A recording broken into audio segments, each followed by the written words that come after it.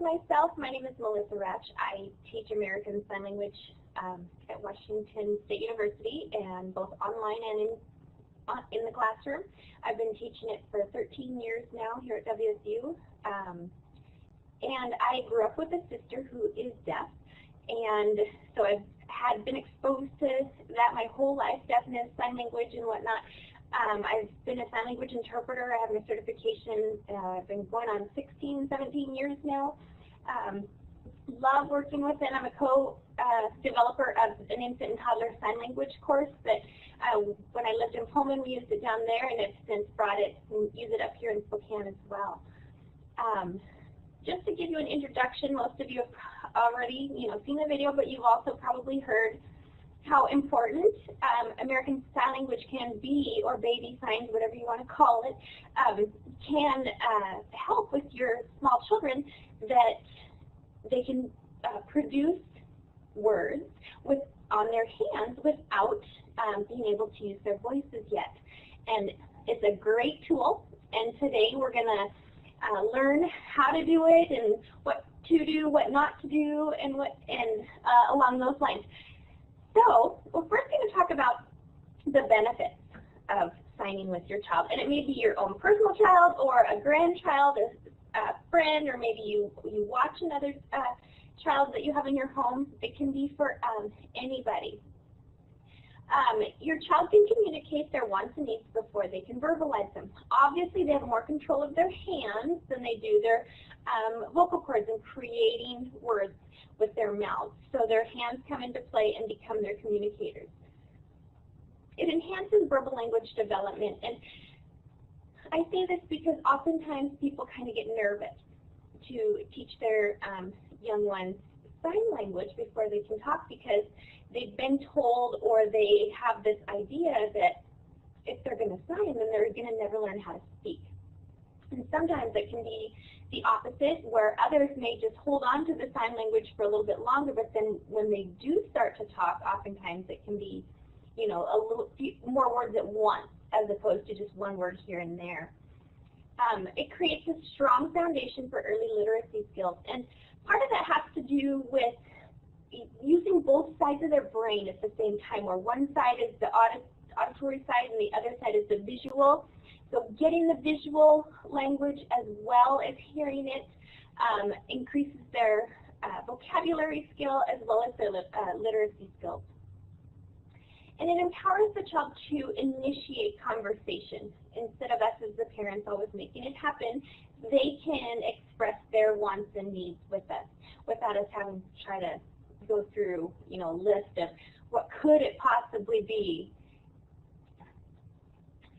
Some more benefits are that it does reduce frustration in the child, and this is very common. As you probably know, if you've been around small children, they tend to get a little upset if we don't understand what they're saying right away, especially if they can't verbalize it. It can cause tantrums at times, and this way it can cause a lot of reduction in that, because they can tell you, I want my bottle, or I want more of this, or I want to eat, or I want to drink. Once you've established and they know those signs, then they can tell you that, as opposed to them just grunting and pointing or whatever, and you trying to figure out what they're trying to say or what they're trying to get across as well. And I forgot to mention, like Corey said, if you guys have any questions on anything that I'm saying in the midst of all this, don't hesitate to put it in the chat box, and I'll watch for that and answer them. It stimulates intellectual and emotional development, because again, you're working with both sides of the brain at the same time, getting them to see that they can initiate conversation, and there's an emotional side where they feel more secure in the fact that they can tell you what they want, as opposed to hoping you're understanding what they're saying. And it strengthens the bond between the parent and the child. Obviously, you're taking the time to sit down and interact with them and teach them these signs on a daily basis. And it may result in a higher IQ. This is based on research by Drs.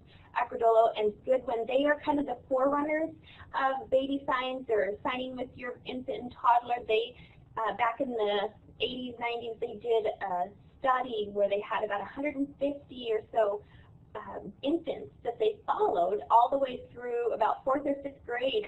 And by the time the kids got that far, they still had a large number of their original group that they started with,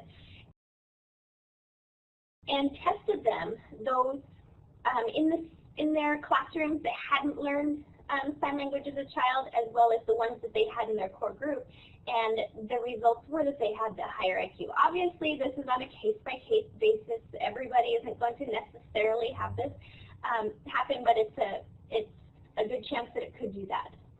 A couple different schools of thought. ASL, which is American Sign Language, versus baby signs. ASL, American Sign Language, is the language of the deaf in the deaf community in the United States and parts of Canada. American Sign Language is not a universal language, like oftentimes people believe it is. Every country actually has its own sign system, and so ASL is just used in America and, like I said, parts of Canada, but it is the language of the deaf community, where baby signs were created by hearing people to be used with an infant and toddler just for that short stage of life, to be able to communicate with their child at that time, where the signs wouldn't necessarily be the same in ASL versus baby signs. The difference between the two, again, it's the official language of the deaf. ASL is American Sign Language. It's accepted as a foreign language in most universities across the United States. Fourth most common language in the U.S. Some places I saw even said third most common. And if your child knows American Sign Language, you're teaching them those signs, that others will recognize them if they have learned it as well. And it may interest the child to continue learning ASL as a second language. The difference between two, baby signs are signs and gestures that were made up by children and adults, and they not necessarily deaf either. Others may not understand the signs or gestures because they are different. They're adapted signs for a child to be able to use with the dexterity that they have at that point. And it only works temporarily in the fact that once they've learned these signs, it's not like they can take them and move on and interact and sign with people in the deaf community or others who use sign language, because they wouldn't necessarily recognize the signs because they're not the same as American Sign Language. So I hope that makes sense.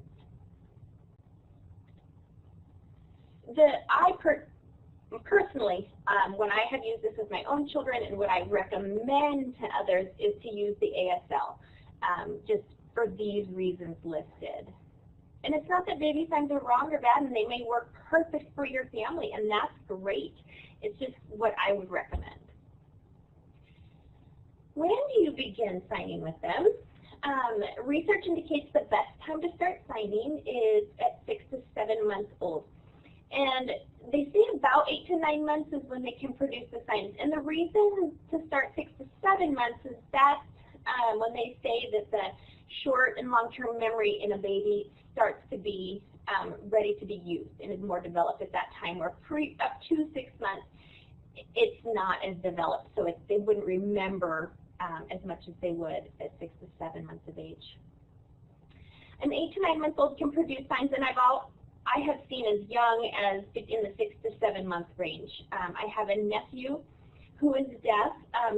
My sister, his mom, and her husband are both deaf as well, and so obviously that's their language, American Sign Language, and so he was always exposed to it, and not as much the verbal, and so he actually started signing his first few signs at 6 to 7 months old, and it's darling to watch. Obviously they're modified. It's not exactly how they're shown, but you can definitely tell that they're signing the signs that they have seen. And children learn to develop, obviously, at different rates. So these are just general guidelines. They're not something you have to stick to. Whatever time you feel is best for your child or the ones you're around. How do you begin? It's best to begin with very few signs. The ones that are highly recommended to start with are eat, milk, and more. Since More looks like this. You have kind of a flat O hand shape on both hands, and they just tap. Oftentimes, and you probably noticed on watching the video, that you saw kids doing this. They will adapt the signs to how their hands can form it, but it's in the same movement as how you have shown them. So more is here. Again, oftentimes you'll see it like this as well.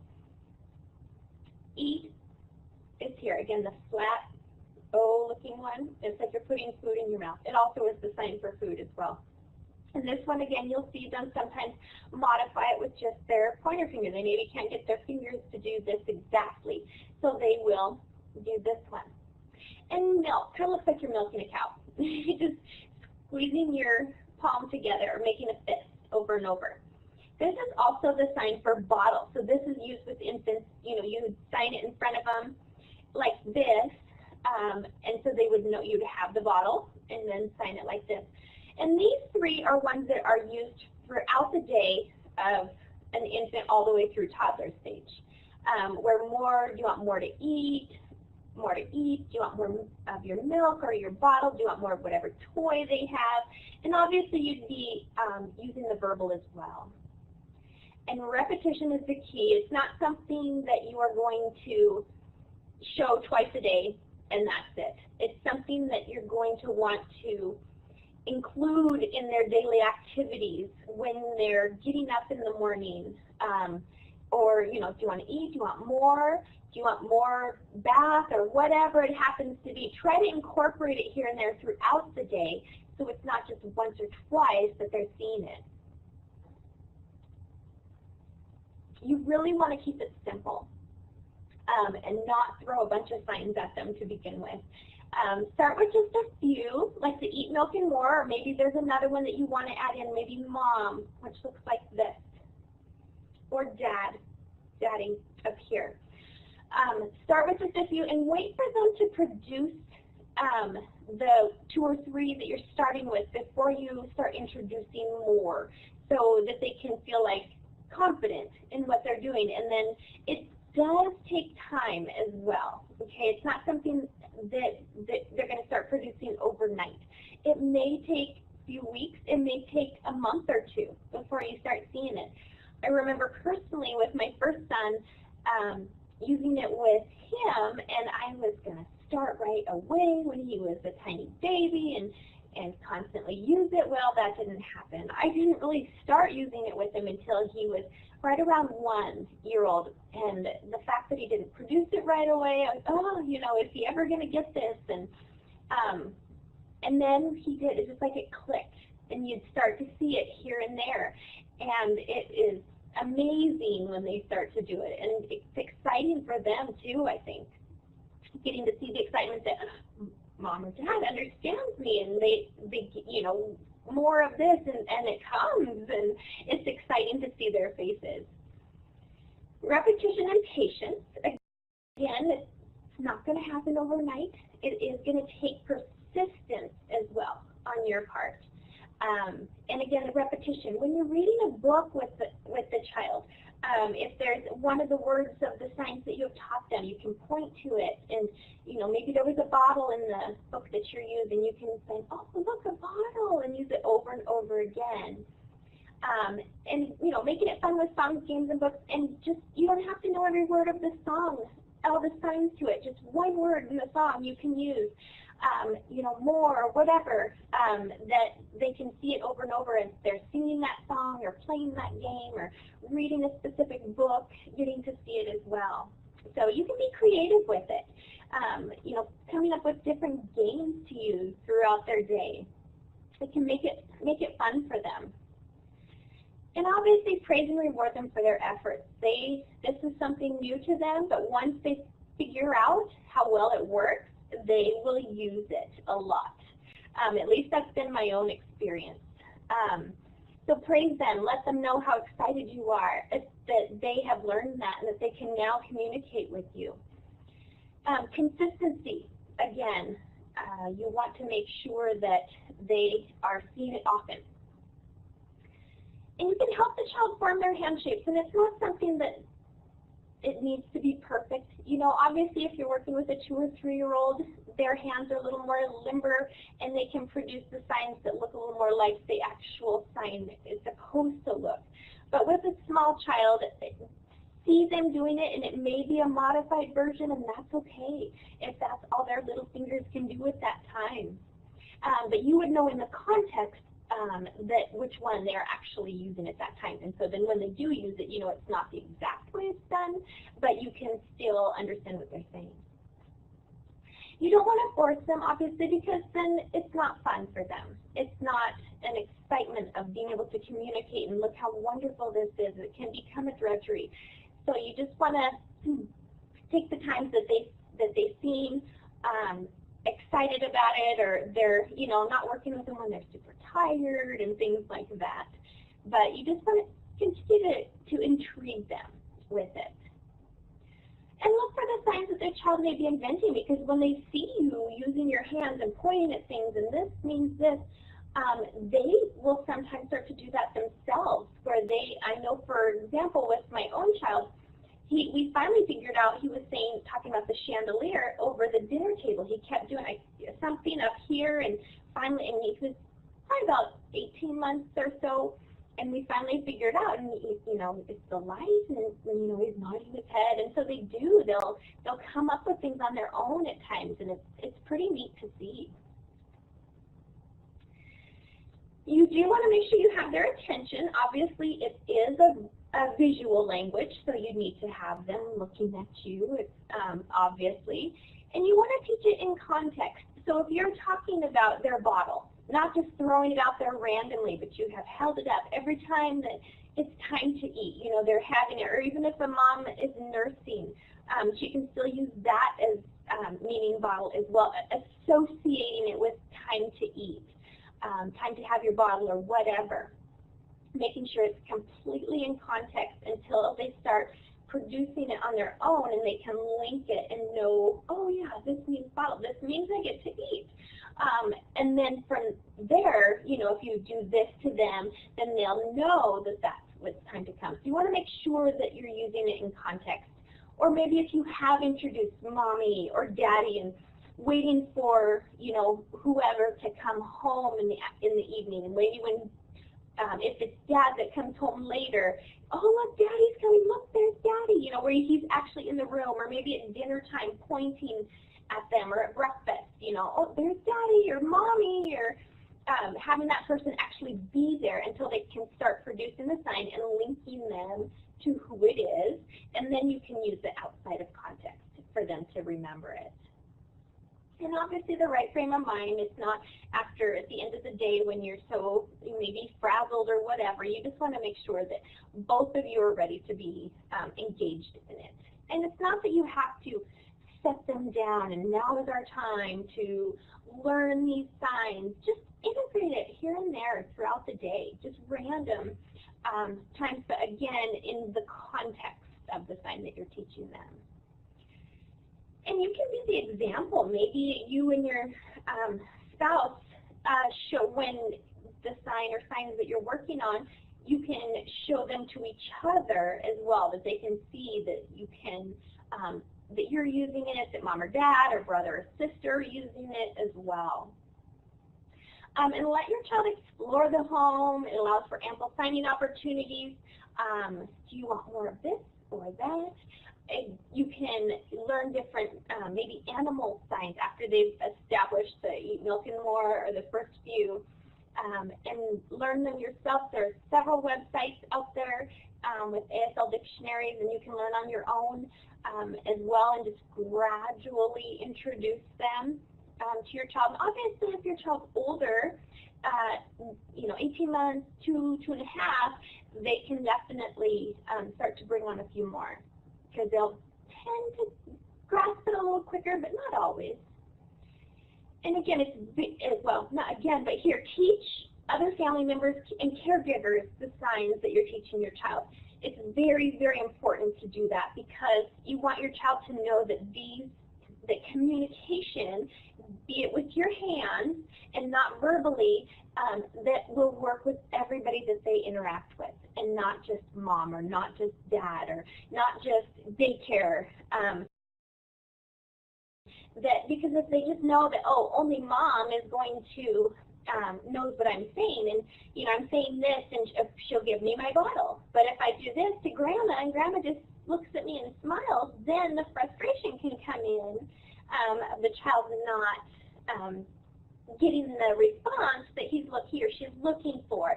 And so if you take a few minutes to teach those that are around your child a significant amount of time, then it's very important that they can understand them as well.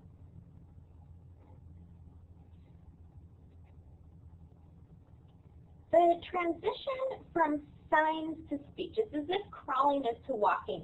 You know, it's kind of that one little step in between where they can communicate, obviously non-verbally, using their hands, a visual way to communicate. And then once they do start talking, usually the signs will go to the wayside.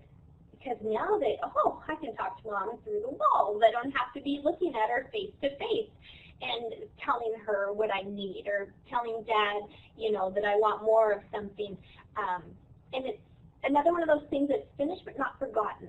And I know this definitely is true with my own son, because there were times even when he did start to talk and wasn't signing very much, that if there was a word that he was saying that I wasn't quite understanding, it was very similar. For one example was grandpa, which was papa, and then his bottle, bottle or baba or whatever, how he said it. But I couldn't tell which one he was trying to say, and he was, oh, okay, you know, you're talking about grandpa. So it would you know, kind of see him, no, I don't get it, I'm not getting it, and then he would use the sign. So even though he was verbal, he would still throw in the sign that if something wasn't being understood. So it's not like they completely forget them, because they usually don't.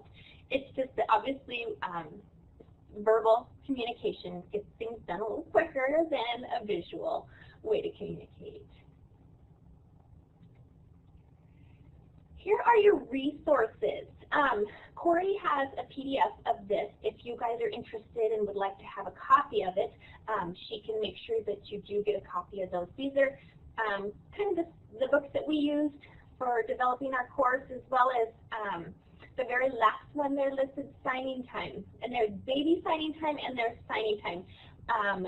They are great videos, and I'm pretty sure most libraries, public or county libraries, offer these videos, and if not, you can definitely find them online and maybe even on YouTube as well. There's cartoons, there's real people in the videos. You can actually see the child or baby or children doing the signs. And the gal who produces the video and is on them signing, she is great, and she makes it very fun and very entertaining, and there's everything from, you know, going to the zoo, learning different and kind of categories of signs, like birthday parties or people in your neighborhood and things like that, where it's something where you're not necessarily able to teach them all these new signs, but at the same time they can, you know, you're making dinner and you want to put them down and let them watch a 20-minute video of signing time, then they're being educated on it as well. I highly recommend those. I use them with my own kids. All right. I'm probably talked a little too quickly for some of you. I usually tend to get through it a little faster than I think I'm going to. Do any of you have any questions at all? You can go ahead and use your talk button if you would like, or you could type it into the chat room at the bottom. You're welcome, Summer. Hopefully you can take some of this and run with it. Have any of you started using signs yet with your child or grandchildren or anything? Oh, how sweet. You'll love it once they do start, once you start seeing it. I kind of don't know if you're as the parent more excited or the child is. That's great. Yeah, a few more signs. Obviously, the eat milk and more. Mom is here. Just your thumb on your chin. All female signs are below the nose area, and male signs are above. So dad, daddy, and grandpa comes off. Grandpa, or you'll see it twice. Grandpa, grandpa, or grandma, grandma. And sometimes they'll do it with their fingers, where thumbs are not always as easy for them depending on how old they are. I'm trying to think of a few others. This is a good one. No, because you have to say that every once in a while with small children. Looks like this. You have two fingers here coming down onto your thumb. The other thing I forgot to mention is, for example, the sign please is here. Just a flat hand, it just circles on your chest. And sorry it can be a fist or your thumb to the side, either way. Same motion. And this, I'm sure if you've ever worked with toddlers, and there are times where you're teaching them their manners and you want them to say thank you.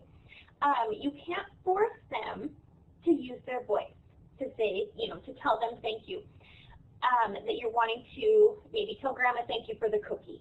And some of them tend to be a little stubborn at times and not do it. But with sign language, you can take their hand. The sign for thank you looks like this, where you can take their hand to their mouth and tell them thank you. And good job, you said thank you for the cookie. That was very nice of you. So you're still kind of in control of making them say what you want them to say to somebody, especially with manners. Or sorry, they broke something of their brother or sisters, or some toy, and they don't want to say sorry. Again, maybe a little bit of stubbornness kicks in, where you can take their hand and say, tell them you're sorry. Good job. You told them you're sorry. So you can help them in that regard as well. The sign for love is here. Fists on both hands. Love. But you can also say, I love you with one hand. Where can you see it here? If you have the I, the L, and the Y all together. I love you.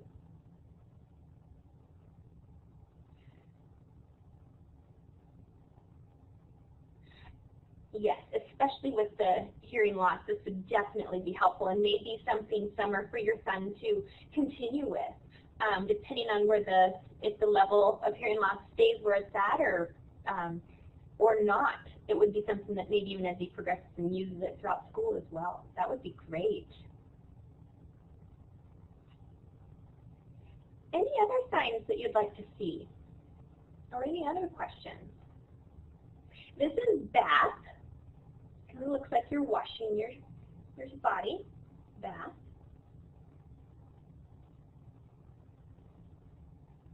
Oh, yes. That is a great one. The sign for hurt looks like this. And you can tell them this is owie. Do you have an owie? Show mommy and say owie. It looks like your fingers, they don't quite touch. It looks like this. Yes. This one, the sign for diaper, and you can use it to, not just to go get a diaper or whatever, but you can also use it to have them show did you go potty, and you can, it's actually, I'm going to have to stand up for this one. The actual sign for diaper is you have the two fingers here. Let me adjust the camera a little bit, sorry about this. Down on your waist, diaper. The modified version that they use for a small child is diaper. They just kind of touch their bum, tap it. And the sign, that would be when they're still using a diaper, you can use those. But if you're working on potty training, putting the little, this is the sign for toilet or bathroom.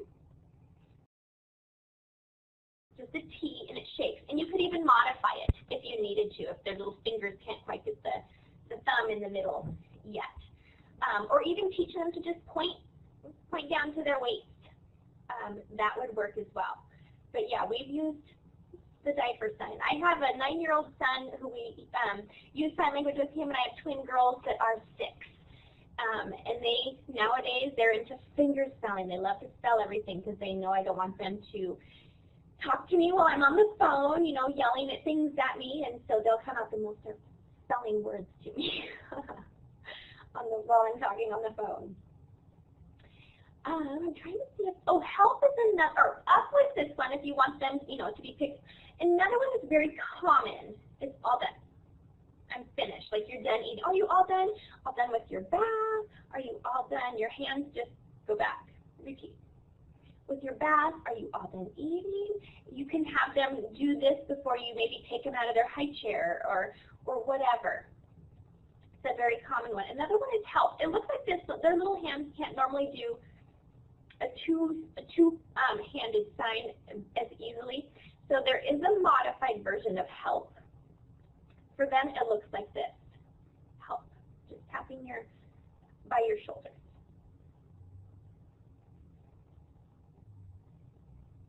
And again, when you're at home and don't have me to ask, then you can look them up online. Like I said, there's a lot of places where there are ASL dictionaries. You can look up specific words.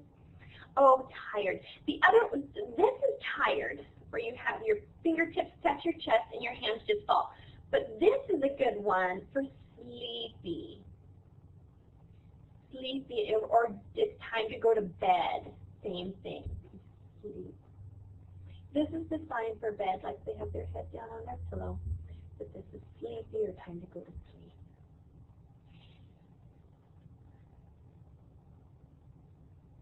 I don't know about necessarily learning other languages, but it could definitely spark it, since ASL is considered a foreign language, so they would be bilingual if they continue to know both languages. But I don't know necessarily about learning others.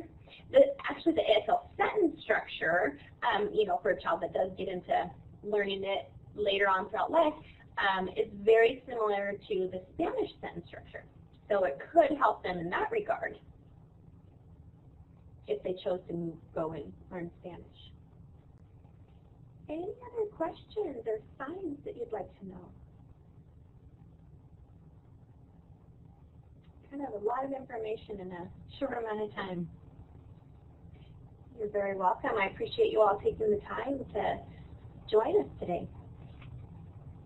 It's something I love to talk about.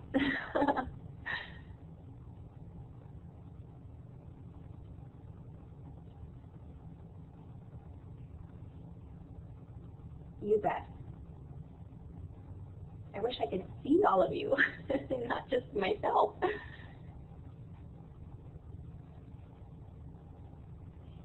You're all very welcome. Oh, there's Anne. Hello.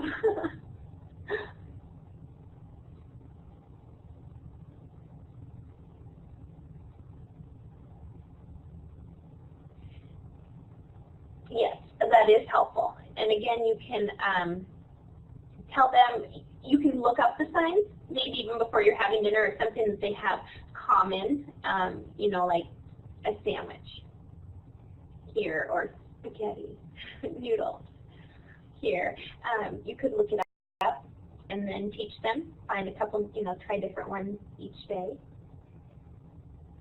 And sometimes, too, you can even print out little flashcards. And I know on the site for the baby sign or signing time website, she also has flashcards and kind of cards on a little ring that you can use, and poster thing you can put on your refrigerator to have the visual signs there.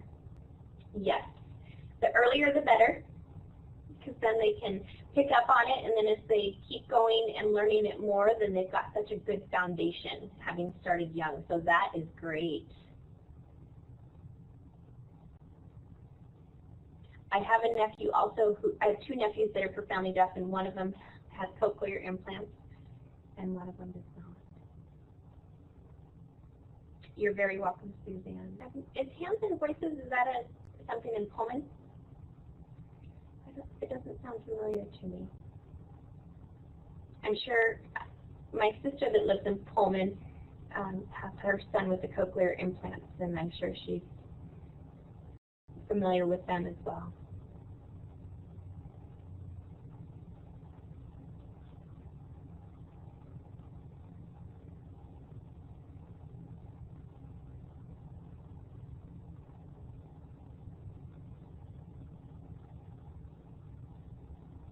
Okay. Something I'm familiar with.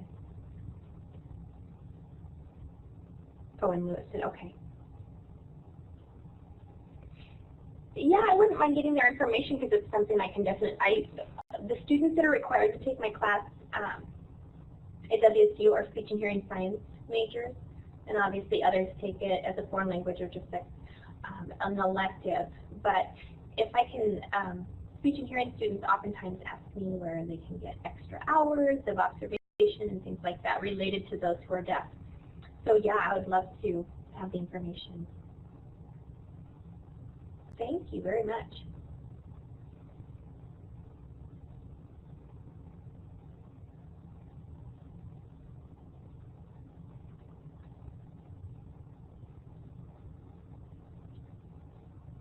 Well, Corey, I think we might be done. I think so.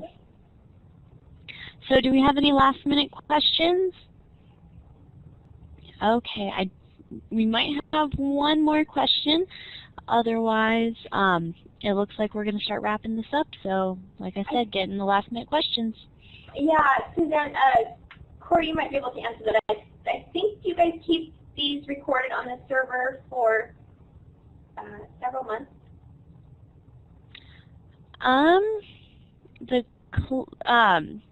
Are you talking about the WSU actual classes or these web learning events? Suzanne, are you talking about today? Okay, yeah. Okay. Yes, we record all of our events, and once we're done with the video production process, we will have it posted. Are you a part of WSU or a community member? Okay, so we don't have it up quite yet, but we will be getting a media server posted. So stay tuned at our website, and let me post that for you. And then we'll have more information there. They are currently building it for us, so it takes a little bit of time.